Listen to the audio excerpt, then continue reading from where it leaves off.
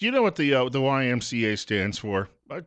Younger people may not know this, but there was a time when YMCA, that's an acronym, it stands for Young Men's Christian Association. And there were YMCAs that popped up in parts of the country from coast to coast long ago. And Young Men's Christian Association, and these opened up so that they could serve various men in various communities because people had to move around and job to job, or they were on the road because of their job, and it provided them a safe place to stay.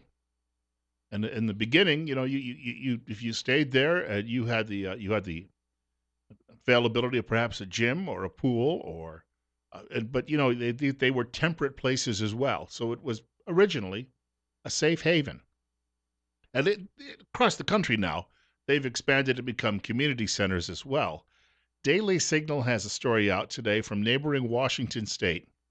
Sexual assault victims speak out against Washington's transgender bathroom policies. A large group of women involved in all of this. I mean, and they have been going to Olympia, meeting with state legislators, saying they do not want transgender bathrooms or clubs because they fear that someone is going to sexually assault them. And they say that they have been in these situations prior. One of them was a secretary for the local YMCA, formerly known as the Young Men's Christian Association, and they decided at the YMCA, the board, that they were going to go transgender. In other words, you know what? Guys and gals could wander around the locker rooms together, and somehow they feel that is fair and no one will be hurt in this situation. And they said, we want you to write the news release. And she said, no, I'm not doing it. And she was told, no, you're going to do it. She said, no, I was a sexual abuse victim, a rape victim. I am not doing it.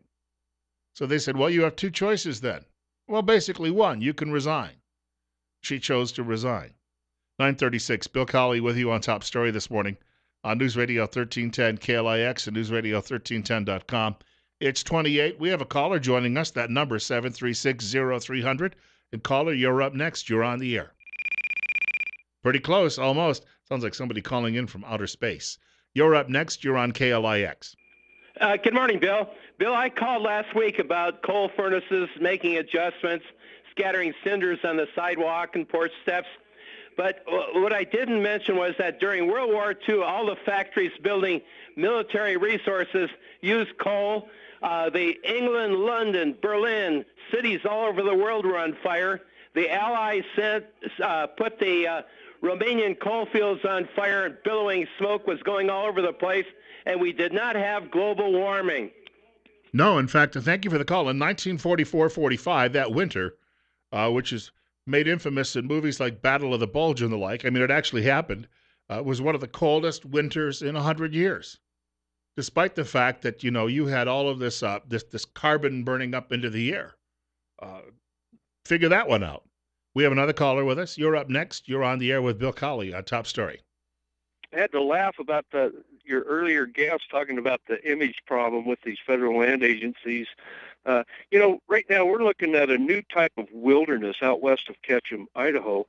The Ketchum Ranger District has installed somehow or another. No humans are allowed, period, in this area out west of Ketchum, Idaho. No humans whatsoever. This appears to me, this is the first time I've ever heard of such a thing in this state. And this appears to be the future of wilderness in this state. Nobody allowed. Now, how did the Forest Service get away with this without going through Congress, any public hearings whatsoever, a total closure, even if it's a winter closure, part-time closure, whatever? No humans allowed. Doesn't it strike you that perhaps human beings have been wandering those areas long before the U.S. government ever came along, and somehow those areas survived? This was done to totally circumvent Idaho Fish and Game rules under the Constitution of Idaho to stop wolf hunting in this area. The same thing's going on in salmon, where they've tried to stop the Fish and Game from collaring wolves. And I'll tell you what, the legislature, the governor, and the Attorney General's office ought to get involved in these land management things going on in Idaho, because it's just every place people that are out there on the ground know we're looking at a closure of these federal grounds, a closure, okay? Not just new rules and regulations. Just stay the hell out. Yeah. That's the new policy. Thank you. And you know what? You get lost on those lands, or you're crossing those lands when you're lost, they'll still throw the book at you. You know, the liberals in Ketchum, though, are probably all for it because they feel they're going to go out and commune with the wolves, you know, just like that actor in that film back in the 1990s. You know, they go out and race around with the wolves and dance with them in the in the sagebrush. And gosh, won't that? It'll work out really well until the first wolf gobbles at one of these liberals. And then all of a sudden they'll have a change of heart. But, you know, the liberals also, of course, opposed to all of our oil, coal, and everything else. You know what'll turn them conservative? When they're sitting in those beautiful condos up in places like Ketchum and Haley and the like, and all of a sudden they don't have any heat, and a cold liberal then becomes a conservative. 20 minutes away from 10 o'clock. That's a great call. This is part of a some what you call those National Review type of conservatives. When we talk about Agenda 21, they tell us we're a bunch of dang fools. Shut our mouths. They know better. But no, this is all part of that larger nefarious Agenda 21.